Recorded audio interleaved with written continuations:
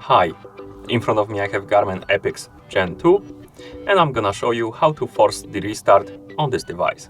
To force the restart on this device, simply press and hold the light button, keep holding it until the device turns off, so basically for about 15 to 20 seconds. So let's press and hold it, keep holding the button, and once the screen turns off, the device turns off, you can release the light button. Now wait for a couple of seconds and then turn your watch back on by pressing and holding the light button. Once you see the Epix logo, you can release the button and wait until the watch is done booting. And that's how you force the restart on this device. Thank you for watching. If you found this video helpful, please consider subscribing to our channel and leaving a like on the video.